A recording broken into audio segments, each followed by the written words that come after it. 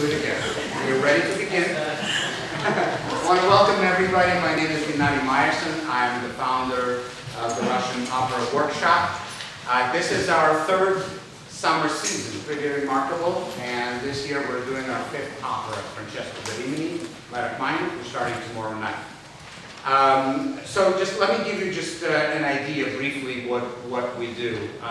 We have a summer program. Young artists are selected through an audition process, and they come here to Academy of Vocal Arts. We're guests in this building. I happen to be on the faculty of Curtis and also the Academy of Vocal Arts, so sometimes the lines are blurred. This is an independent program, not related to any other school. But we're very, very fortunate to be in this beautiful building and doing this pretty amazing work. I think we have wonderful artists all through 3 years. We've selected pretty outstanding musicians, singers that now are, many of them are quite successful. One of our artists was a finalist of the Met competition this past season, and now is in Merrill program. Some of our other alums, I should say, have gotten to other young artist programs such as Nashville, I think. One is in Nashville, Florida Grand, and Minnesota Opera. So, but that's their success. But I just want to think that the experience that I've gotten here and from the emails and thank yous that I've gotten from the artists, the program has given them a great deal of confidence to go out there and do things. So if we can impact their lives in this way, this is wonderful. Russian is a very difficult issue, and so that's why we do this and introduce the artists to Russian repertory and the idea that they will learn some roles and incorporate them in their repertoire. How many of you, I'm just curious, every year I ask, how many of you are in this building for the first time? Ah, wonderful, welcome. Great. Academy of Vocal Arts is a school, opera school, exclusively dedicated to the art of opera, and it's been around for many, many years. We have great success stories. A lot of our alums sing at the Met and La Scala and Covent Garden, etc. This is what this building is about. I hope that you take some of the information on your way out. And just shameless promotion, I have to say this. On this coming season of the Academy of Vocal Arts, I will be doing The Queen of Spades by Tchaikovsky. So please come and see that show. It's going to be an exciting event. Now, today I'm not playing. I'll start tomorrow. But today I'm a gracious host and a producer. I feel like I've done a great job because I have wonderful artists sitting right here. I have a fantastic pianist, Laura Ward, who's going to be doing the recital.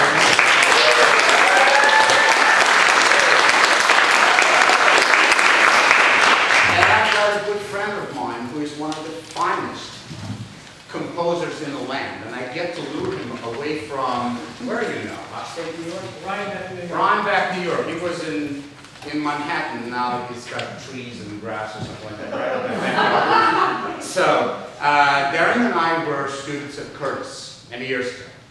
So when my day was finished at about 10 o'clock playing in a concert or something like that, he was starting out on the second floor, leaning over the piano, composing music, and whatever else you did until 6 o'clock in the morning. So I'll stop talking and I'd like to introduce my good friend Daron Hagen.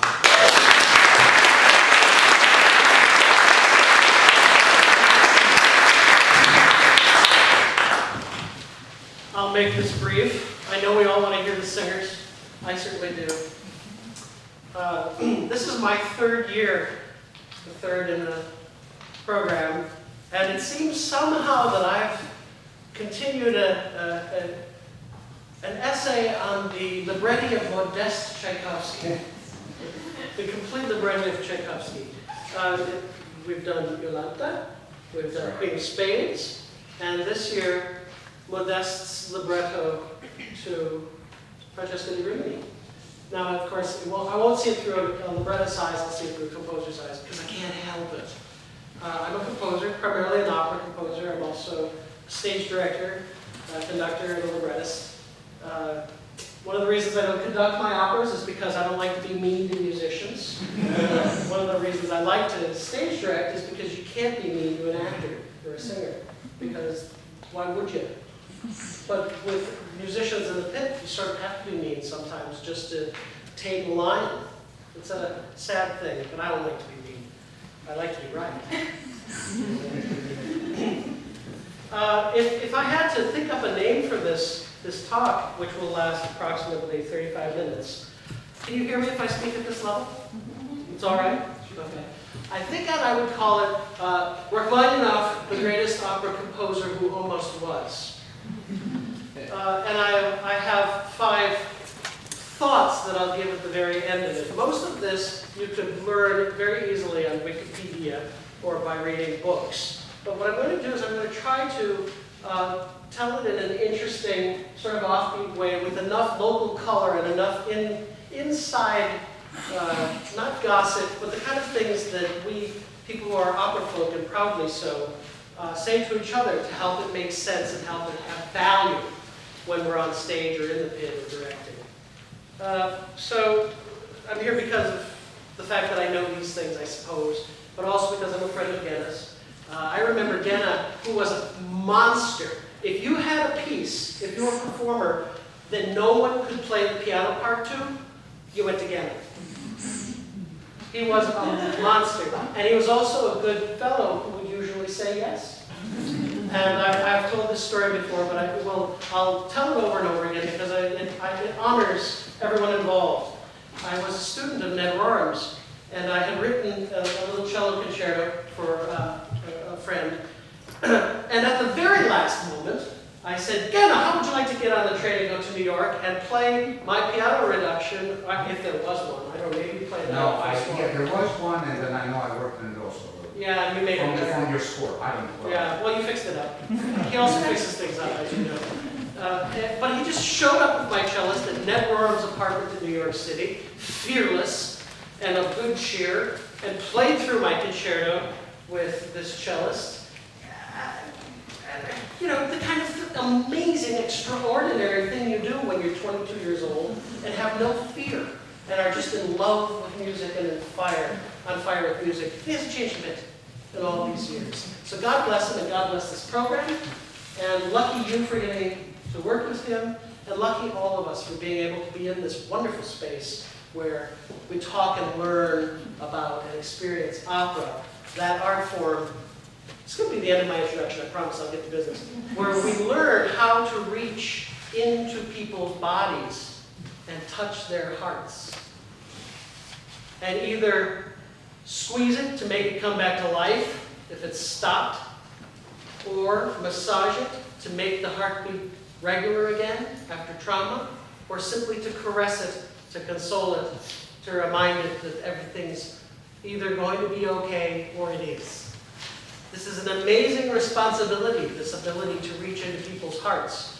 And it's not taken lightly, none of us take it lightly. Buildings like this are built to teach it.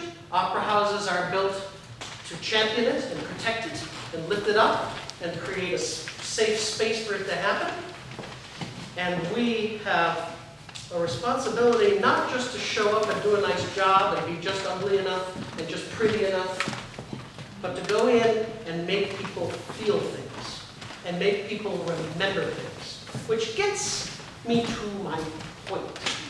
Rachmaninoff could write a tune, couldn't he? Boy, can he write a tune. Now, opera is not about parlando. Parlando is what you do between the tunes.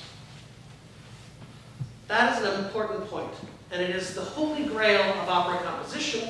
It is also what we wait for when we go to the opera, isn't it? You know, a master like Puccini plays with us for the first 7 or 8 minutes of Love and Laugh. You know, that little percolator music that he's got going, and oh, look at the happy bohemians, oh, this is going to be a nice night at the opera. And all of a sudden, the jaws open, and La Chiama no Mimi happens, and he goes, and he has you for the rest of the evening. That's a master, and that's opera. That's not doing a nice job. That's going to the opera. What's going to going to happen tonight? I'm going to give you a little historical context. Then I'm going to talk a little bit about Rachmaninoff, maybe a lot about Rachmaninoff, because he's one of my favorite composers. Tell you about the story, which is one of the simplest opera stories ever told. Simple triangle, right? And then, as I said, there will be not 5, but 6 actual personal thoughts. Because, I don't know about you, but as I get older, I have fewer and fewer semi-original thoughts. This opera was premiered in 1906. Now, to give you an idea of some context, what happened in 1906? The great San Francisco earthquake, right? That happened. A weird sort of a footnote to that. In 1906, the school board in San Francisco voted to segregate all Japanese students to separate schools, which caused a diplomatic furor between the United States and Japan. 1906, interesting, huh? Vesuvius erupted and devastated Naples. Good on them. The Lusitania was launched. The first record player was commercially available. Gandhi coined the term satyagraha, passive resistance. Oh, got some other here. What's another interesting births? Aristotle Onassis was born. Bugsy Siegel was born. For a short, nasty life. Adolf Eichmann was born. Nastier life indeed. Estee Lauder, a beautiful life. Dmitri Shostakovich, now there's a life. Oscar Levant, now there's a life. That's bad that he was sober for. Leonid Brezhnev. There you go. 1906. And Teddy Roosevelt won the Nobel Prize for Peace. Isn't that interesting? And we remember the national parks and charging up a hill. And you know what else happened, of course? Sergei Rachmaninoff conducted the premiere at the Bolshoi of a one-act opera paired with the Miserly Night of this opera, Francesca da Rimini. Something terrible had just happened in that country, the kickoff to the Great Revolution, right? The Winter Palace massacre had been a year before. And yet here was Rachmaninoff holding on. His piece had already been programmed at the Bolshoi. A very interesting moral dilemma for this young man who's gotten, essentially he was the James Levine of Russia. He had the Met, and he had his opera, a pair of his own operas going up. And the country's in revolution, and he's dead set against the brutality and politics of the situation, and yet who could dangle in front of a composer something like this and not have him linger. His years are 1873 to 1943, so he passed away in 43 of melanoma. It's interesting that some people, I've read some accounts that say that his huge hands were the result of something called Marfan syndrome. This can't be true because he did not have any of the other symptoms. But I swear to God, this is the reach that he had with his left hand. He could play this chord. That is 14th. He could span a 14th with his left hand. He modeled his sound as, well, first I'll talk about him as a pianist. He modeled his sound after Rubinstein, as did all Anton Rubinstein. And he never studied with Rubinstein, but he heard him as a young man in St. Petersburg and in Moscow. Now think about that, the span of a 14. I'm proud of 10th, you know. Marfan syndrome, yeah, but that's just for the books. It wasn't just the fact that his left hand was big, it was that it was powerful. And he had an amazing staccato clarity. Now you can hear these because he's also one of the very first heavily recorded pianists. He had a recording contract with Victor. And the tempos are all from Neptune because they would play faster to get the whole piece on one side than this. So now all of the scholarship on these recordings is either suspect or the person knew that they shouldn't talk about tempo because But he could do it. But he could do it. He could, you know, these 60-minute pieces of it. According to Vladimir Sokolov, who we knew, who met him in the day, I have a recording. I used to record some of my things at Curtis. This is what he said about Rachmaninoff as a conductor. Now we've moved on to him as a conductor. I suppose I could say some more stuff about his left hand, but why bother? I mean, I've got nothing original to say. But I do have this to add to the wheel. He conducted like a composer, with vigor, intelligence, creativity, and erratic clarity. I like the zinger at the end. Okay? Erratic clarity. And I think that that's one of the things that composers do. Speaking as a composer-conductor myself, when I'm interested, I'm good. And I'm not professional about it the way that I should be. The rest of the time I'm beating time getting to the good parts. Or when I make cuts. He was born on April Fool's Day in 1873. We'll leave that for that. In northwestern Russia. He was old, his family was old money. They had been serving the Tsars since the 16th century as musicians or as military men. Now that was quite noble. Obviously this man, come the revolution, was going to have to get out of the country. His father was a gambler and a skirt chaser, as they used to say once upon a time. Now one doesn't chase skirts, one just womanizes or manizes. He's a profligate. He was profligate. And he, some people say that he was a drinker. I've read some accounts that say that he was manic depressive. His dowry included, I can't believe I remember some of these things, but these are things that you learn. See, these are the things you pick up in coachings or in gossip with other musicians, and I just checked them out to make sure they were true. He received 5 estates in his dowry when he married his wife, and he gambled them all away.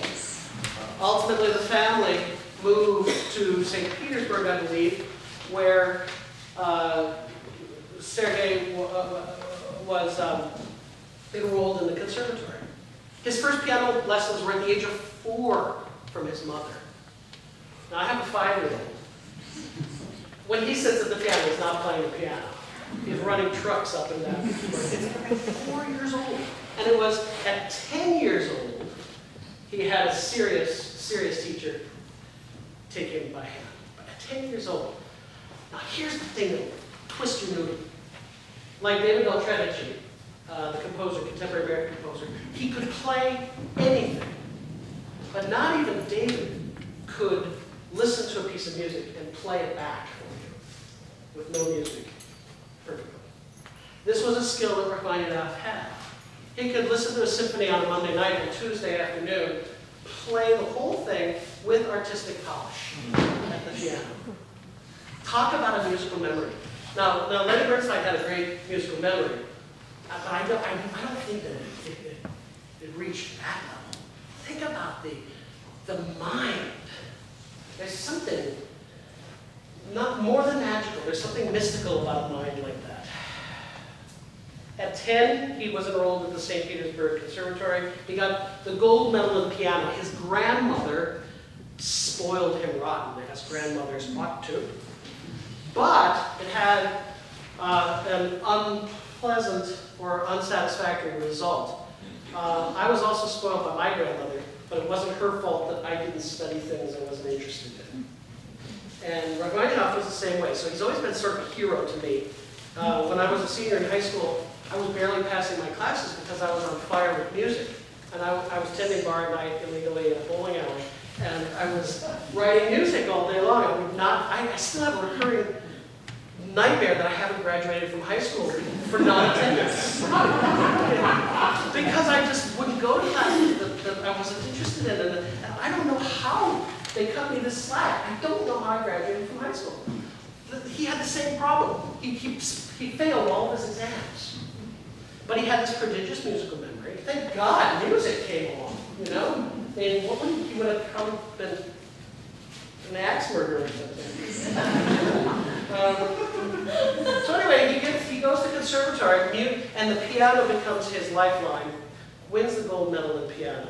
Clearly, Fortunately, his path in life became very clear.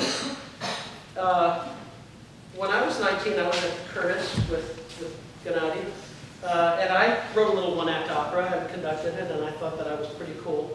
He wrote El Echo, based on the Pushkin poem, which remains one of the most performed Russian operas. It's like making Citizen Kane at 20. Won the gold medal. It was a graduation exercise. Immediately, his great patron, well, not patron so much as hero, Shaliapin. Is that how you say it? Yeah, they were French, Shaliapin. Shaliapin. Picked it up and took it straight to the Bolshoi. And Tchaikovsky heard it. This is like a dream come true. 20-year-old man. Became his mentor, professional mentor, and really, that was when he could have become the composer, the great Russian composer of operas that I wish that he had really become. It was a moment of truth. That people don't become opera composers because there's money there. Though there's more money there than writing concert works. That's true. They do it because they feel a safe home in the opera house. And because it's not that you settle for life in the opera house. It's that you welcome the opera house being placed on your shoulders. Because that's what a real opera composer does and thrives on. They're built to settle on the shoulders of an opera composer and uplift the work. Now, all opera composers remember that we rest on your shoulders. We're all on the singer's shoulders, so unless that sounds self-centered and arrogant from a composer's point of view, we all know that it's about the singers, but the work itself. And you must be content. I mean, I write symphonic works and chamber works and songs and all that kind of stuff, but at some point I realized, Rachmaninoff, I think of him again, the revolution just happening, and he's conducting at the Bolshoi. Think of that moment when the revolution happened. What if the revolution hadn't happened? Maybe he would have stayed in Moscow and become the Richard Strauss of Russia. Oh, well. It's speculation, but it speaks to my final ideas. Then, something terrible happens.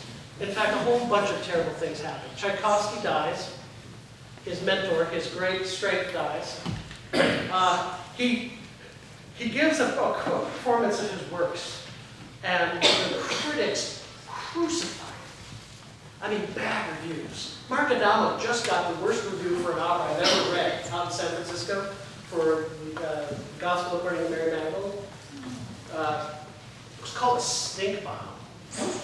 I've gotten bad reviews, but I mean, you've got to be a man to take that one on the chin. That's a tough review to get, especially because an opera takes 3 years of your life minimum to pull together as a composer.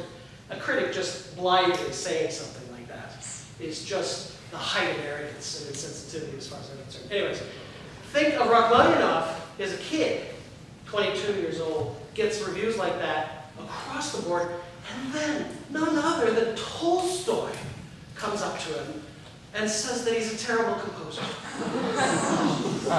Wouldn't you quit?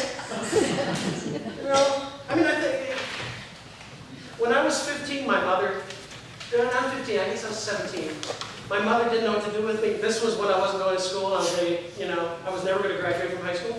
Well, she sent my music to Leonard Bernstein, and the way you do. And he wrote back, he said, your son's a composer, and he should study with my friend David Diamond, who was crazy. But that's neither here nor there. Imagine if he had written back, go into dentistry. Waste the world's time. Tolstoy, for pity's sake. Oh, well, this kicked off a famous 3-year depression. Now think about the genetic bases of this. His father being possibly manic depressive, certainly highly strung emotionally. Now we're from the contemporaneous accounts, from letters, from what I've heard from our much older brothers and sisters now passed on, who would tell stories of having met Rachmaninoff, worked with him. Gary Rachman told some good stories of his child meeting Rachmaninoff students. This was a clinical depression. This was serious. He didn't write anything to speak of for 3 years. Nothing. And he is an early example of the success of psychotherapy. I don't remember this fellow's name, but here it is, Nikolai Dahl. Is that a famous name in psychotherapy? Well, he put Rachmaninoff under hypnosis. And I don't know, he said, have a good self-image. Stop beating yourself up. Go out there and write the Rachmaninoff too. And he did. This cured him. Hypnosis and psychotherapy. And in short order after these 3 years, he came out of it like a bolt of lightning hitting Benjamin Franklin's key. The rock tube. Bang! One of the great pieces. One of the all-time most performed pieces, along with the intrepidly awful Warsaw Concerto and the, you've got Greed, the 3 or 4 most performed pieces in the repertoire. A true knucklebuster, a piece Gary Rachman once told me killed pianists. I mean, he wrote that piece and married his sweetheart within a year. And they, in short order, had 2 girls. And he, evidently, till the day he died, had a happy marriage, perhaps a dalliance with a soprano during his 7-year age period, but otherwise, evidently a happy marriage. And then another huge a moment of personal reinvention had to happen. He's married, he's a newlywed guy, he's writing all these pieces, he took the job at the Bolshoi because he wasn't getting any commissions, because he was too depressed to work. And then the revolution happens. And I believe this is a pivot point. In an opera, this is the end of the first act. You know, when I don't know what to do. And then, you've got the Winter Palace happening behind him, and the artist is standing here, and there are flags, and there's terrible things happening around him. What shall I do? Shall I go west? Well, he does. He goes to the United States, and he books 40 concerts in 3 months. 40 concerts in 3 months. Playing Liszt himself, Liszt, Scriabin, Bach, Chopin. Famous, no music, he didn't take music with him. Famous for not getting wrong notes. Doesn't this make you feel bad? This makes me feel really, really bad. But it also gives me great faith and hope in a way. He hated touring. See, that's a young man with good instincts. Why are you doing this? Best Western Motels, young artist programs. It's going to be horrible. That's why they asked me to come and do this. Remember, one of the horrible rallying cries of the revolution was death to the personal, right? The personal is dead. It is now history. Anyway, with Mao. But the communist ethos of the death of the individual. Talk about a pivot point for this man. He leaves, he reaches out toward the West, doesn't finally emigrate until 1917. In an open sleigh, he crosses the border with his 2 little girls and his wife, a score of, I believe, Sadko? No, yeah, Golden Cote d'Or. A score of, it's all he had. 3 notebooks of his own sketches, Cote d'Or, and the opera that he was working on at the time. With an open sleigh, with the horses. That's the beginning of the second act, isn't it? I love that too. So he gets to the United States. In 1918, Steinway gives him a piano. The way you do. And he stops composing. Now, I remember a conversation between Ned Rorem and Leonard Bernstein at a cocktail party back in the mid-'80s, when everyone smoked and drank in public, and I'm standing there, watching my teacher and my future teacher talking to each other, and Lenny says, Ned, you had so much music. And Lenny says, and Ned says, well, that wasn't my job. And Bernstein, imploded.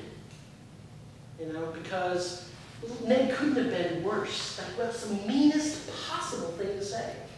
And then what did Lenny say? He said, well, I had to do all this You know?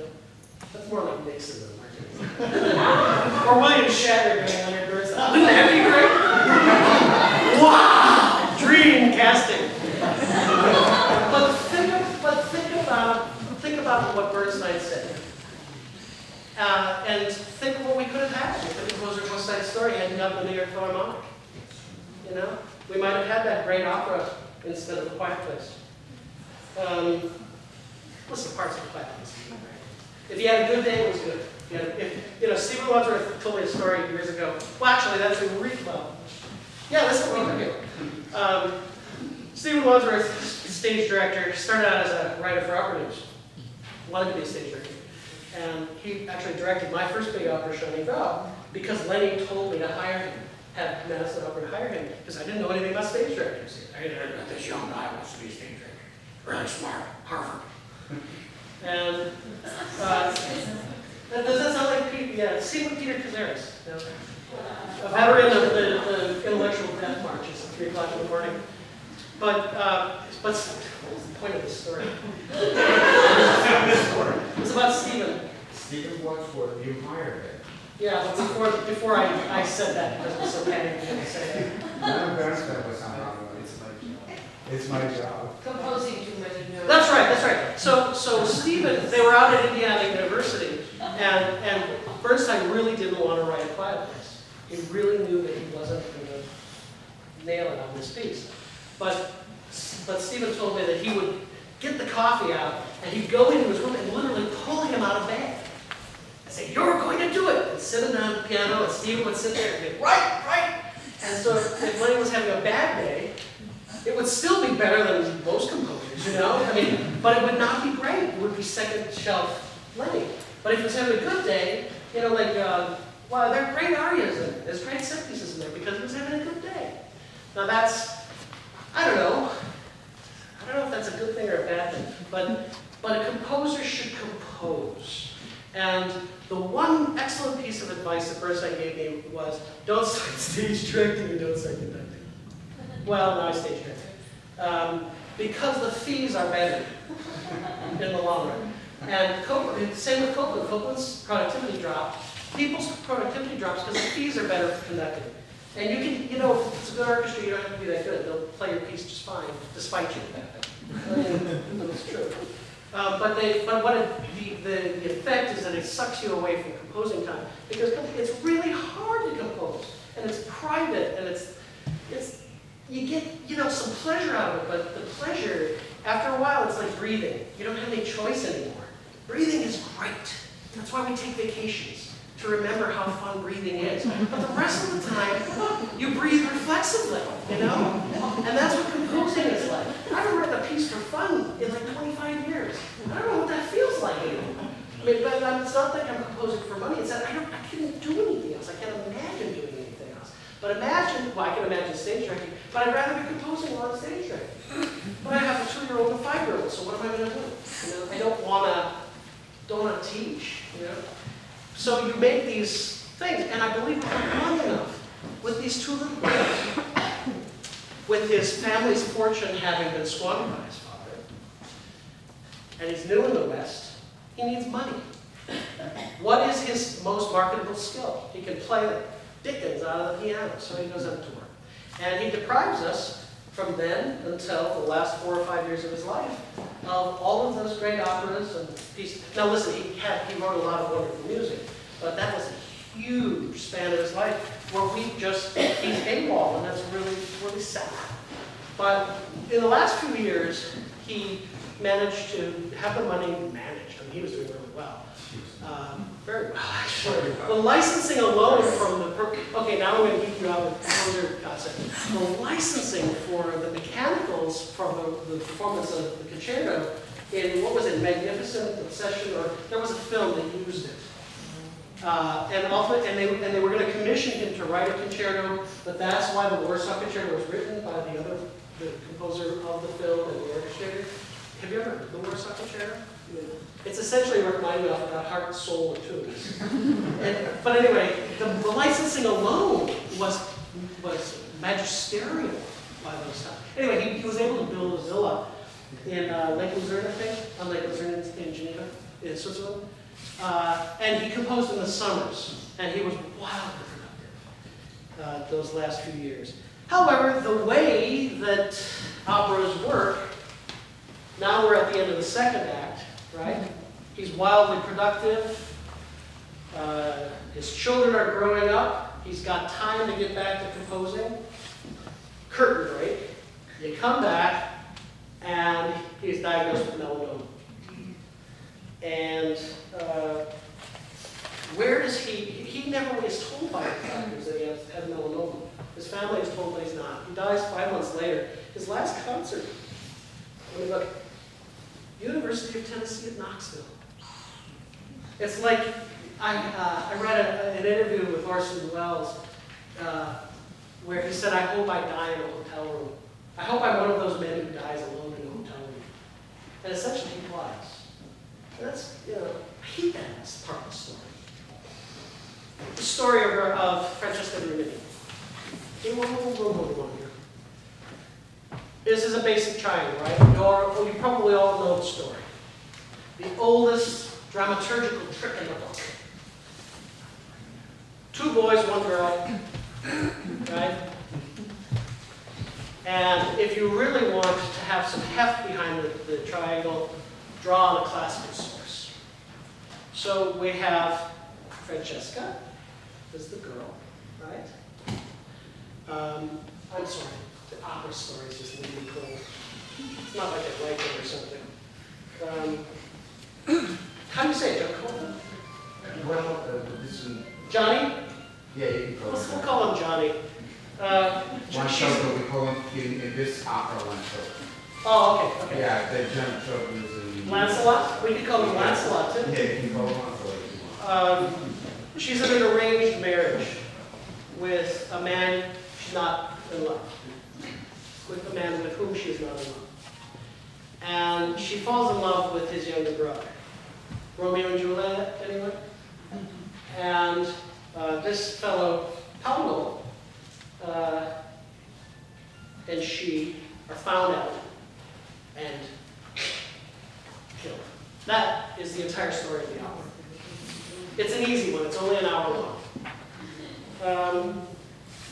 But first, before I get to the details of this particular version of the opera, of the story, which of course comes from the Divine Comedy, it's based on a person who actually existed and was known to Dante. And remember from college when you read Dante, he put all of his friends and everybody he knew in hell for various cupidities and misdemeanors.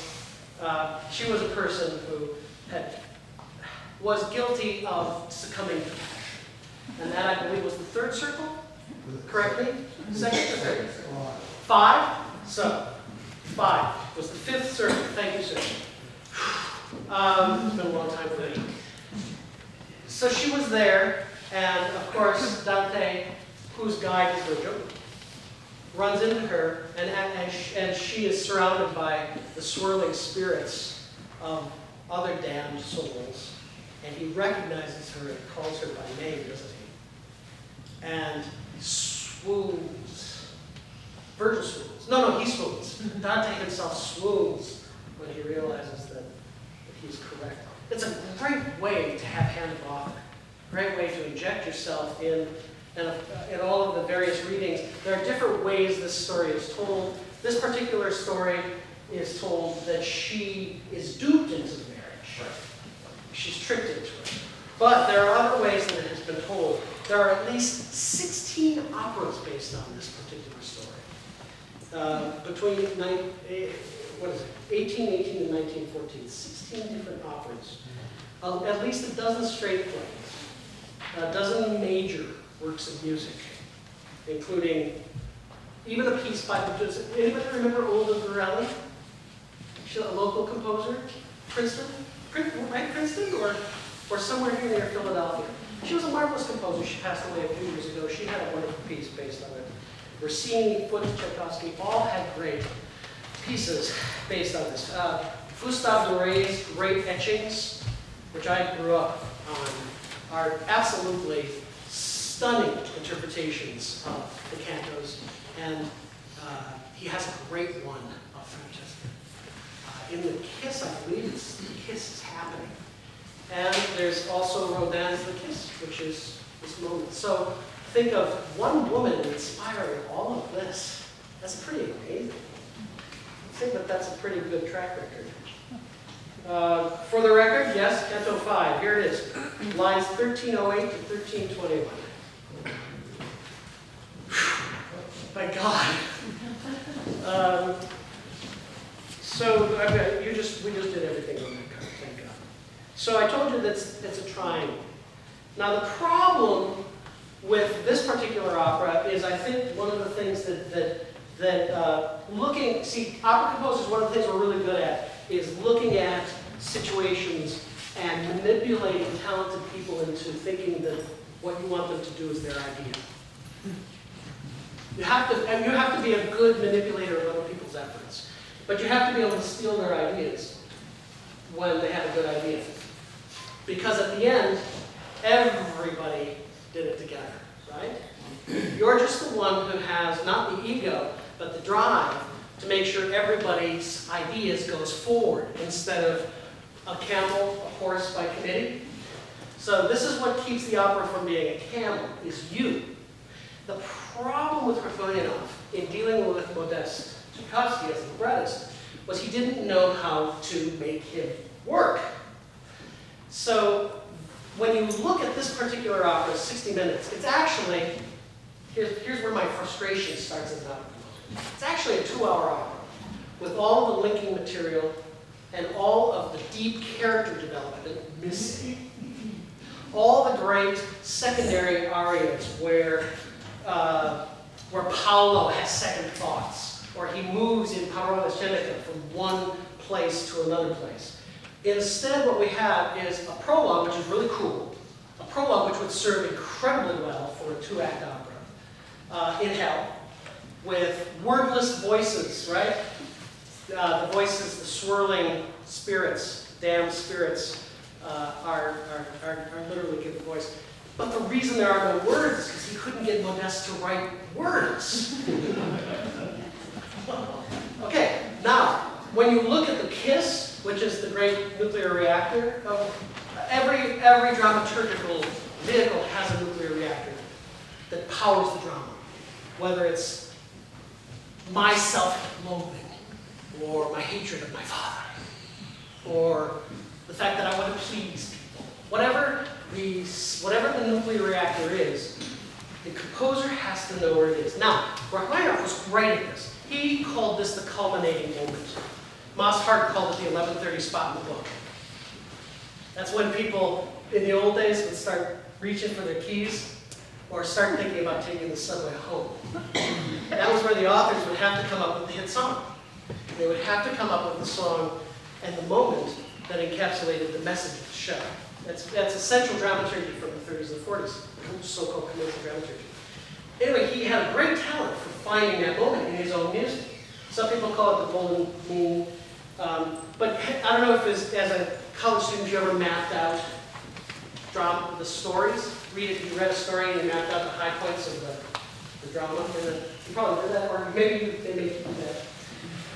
Well, he was unerring in his capacity in his own words, and he always could point out that spot. And he's on record very passionately defending structure as going outward.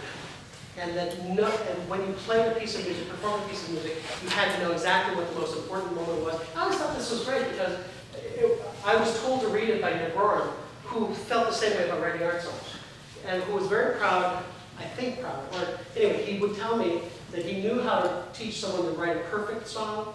It might not be any good, but it would be perfect because you would find the most important word, make that the climax, lead up to it, choose an important word that it's good to sing. If that's not good to sing, lead up to it, so make it an anti-climax, all these kind of things. Very, very mechanical.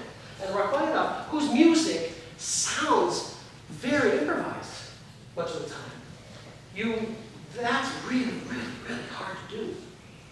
To have all of that pre-compositional stuff going on and yet sound, it's very hard to sound simple and it's very hard to sound improvised. Well, anyway, he couldn't make Modest Tchaikovsky write words for the love duet, which is why you've got a 15-measure-long orchestral kiss. So the two kind of critical libretto movements didn't show up in the table, which now a good composer could have taken it out for drinks and made him do that. Or something.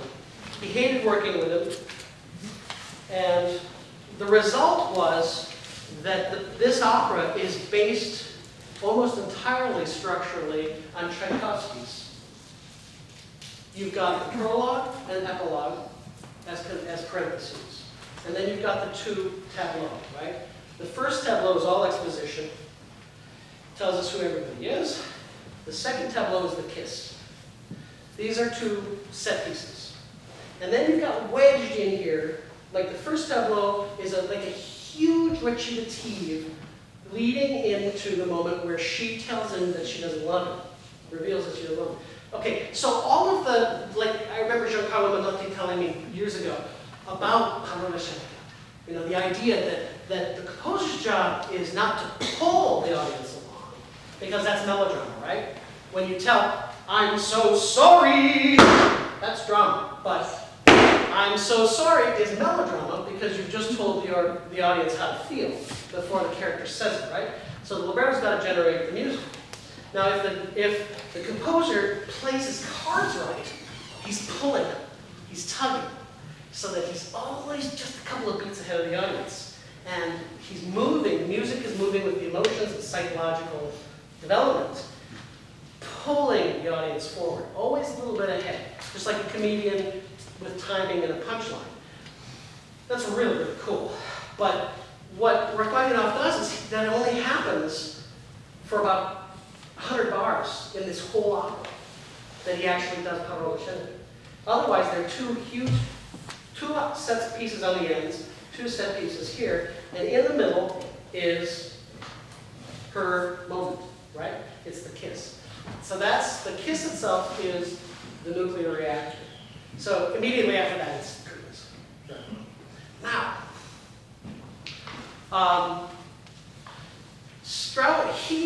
Rachmaninoff knew by all accounts, and I've read a couple of people, there are some contemporaneous letters which exist, explaining that he knew, but that Modest just didn't supply the scenes.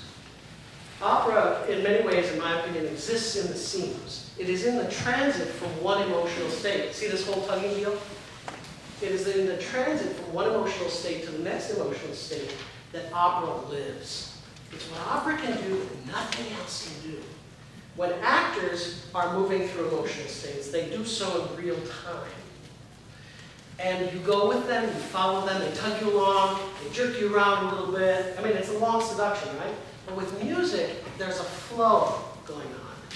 And the music can change without you doing anything but intuiting what's going on.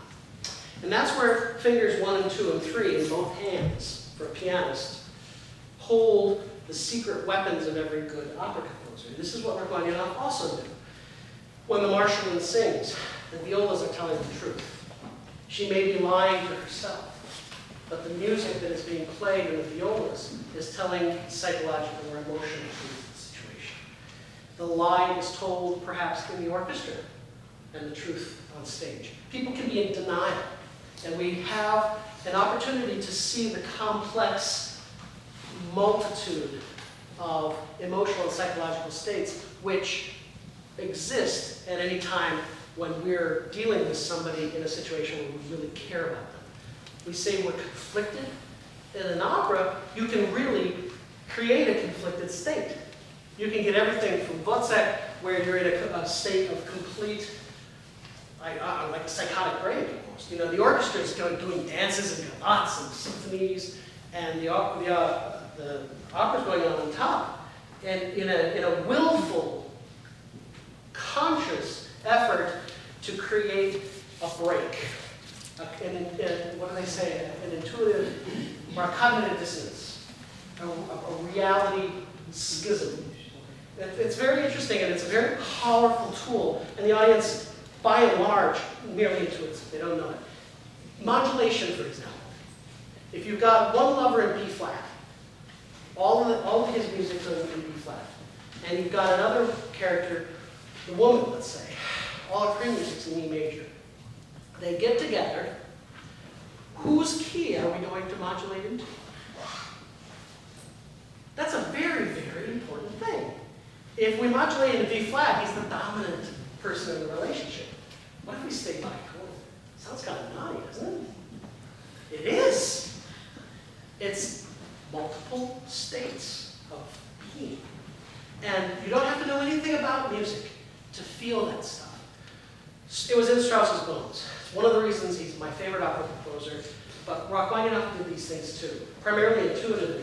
But when you look at this particular score with its highly chromatic tunes, especially in the prologue, and of course, once you write a prologue with something and it's chromatic, if it's not, you have to stick with that material for the rest of the show. So the whole score is really chromatic and sort of proto-modernist. That way. You were joking at dinner about there was just so darn many notes in this. 17 trillion. Let's just go to Google. You know, that's a really neat thing. You know, you look at Scriabin. Now, this is there's another point that I want to make without just beating this to death. When you listen to Scriabin, Copland's famous for having said that Scriabin wandered. It sounds like he wanders. And he once told Bernstein that his piano music sounded wandery, like Scriabin. Now, Scriabin had a system. He had all sorts of things that he was working with. His mystic chord, all this kind of stuff. Yeah. But it was the great chromaticism of the harmony that forced Scriabin to go to new places. But even though he was thinking traditionally in his own mind. Same with this particular piece. Oh, look at all the cards we've gotten rid of. So the music in this piece looks beyond romanticism. A few just like, you know, pot shots. Hell is in D minor.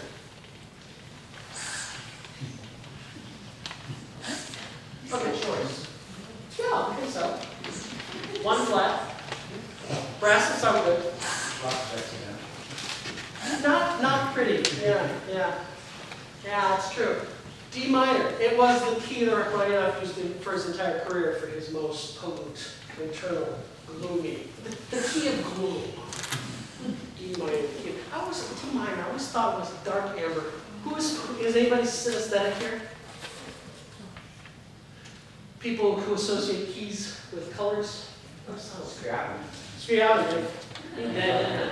He's not available tonight. Oh, you have the pink garlic. There is a rather rudimentary use of motives. Now, when you think of this show, see, I use opera in show, sort of. Now we're friends, so I'd say show. The motivic development is not huge in this particular opera.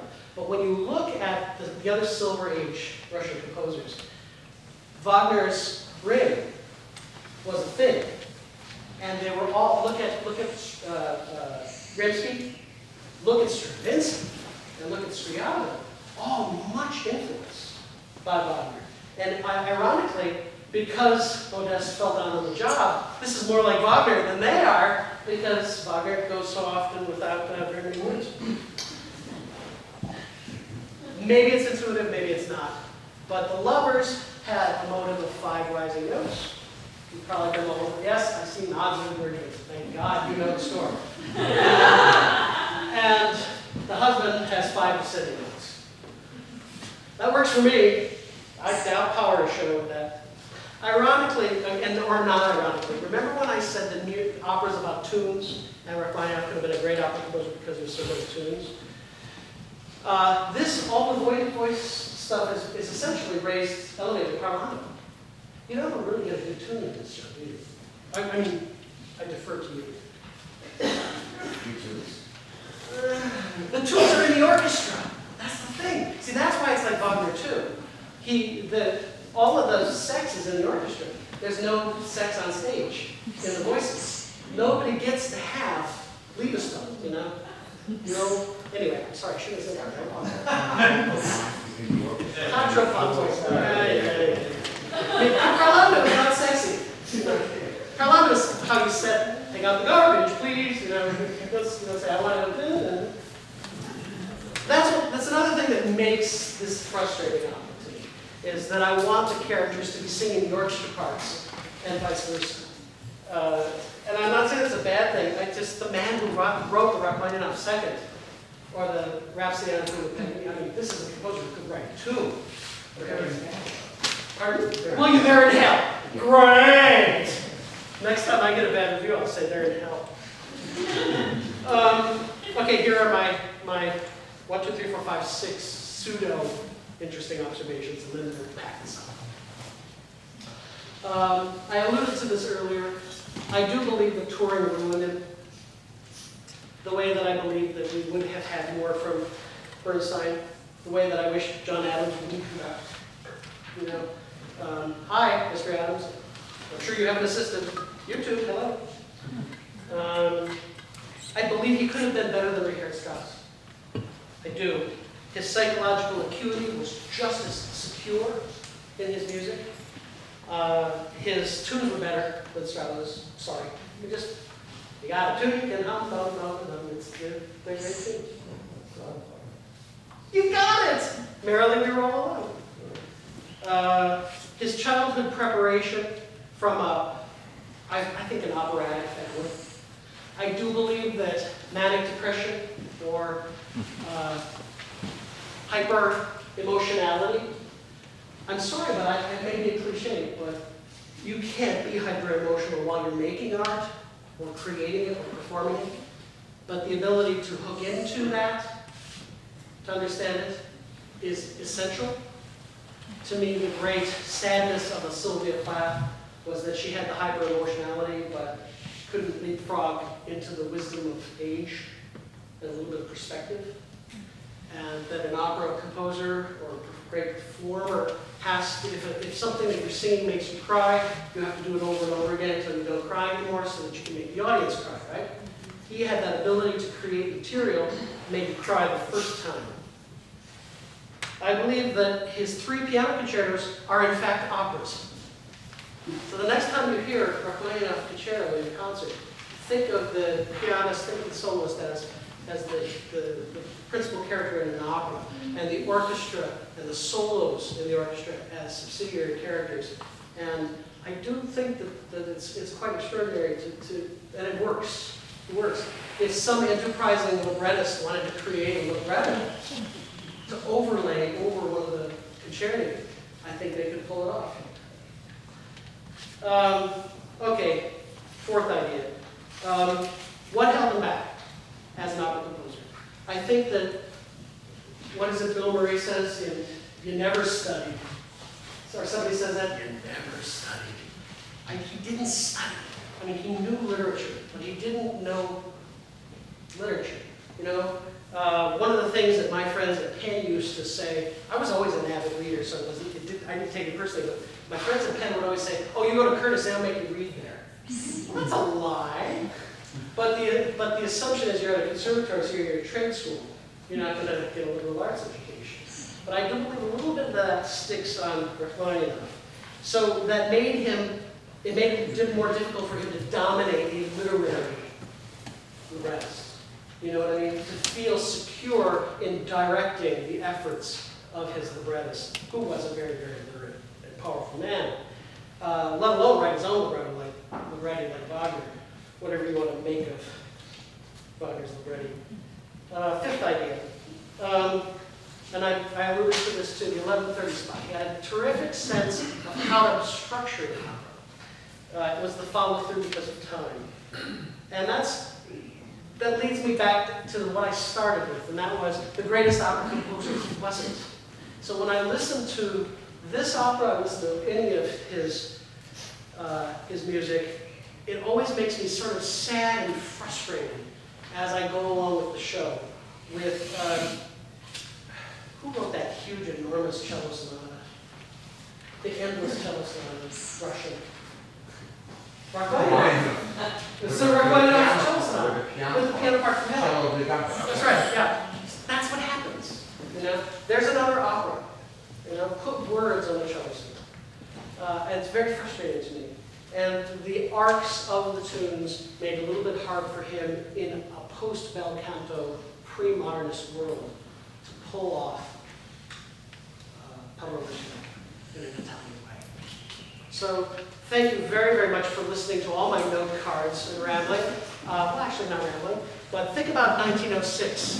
What an interesting time that was. What, you know, there's the Russian Revolution coming up, and Vesuvius, and the earthquake in San Francisco, and all of these things, all these cataclysms. Perhaps there were cataclysms in people's minds as well. So I look forward to hearing these wonderful singers just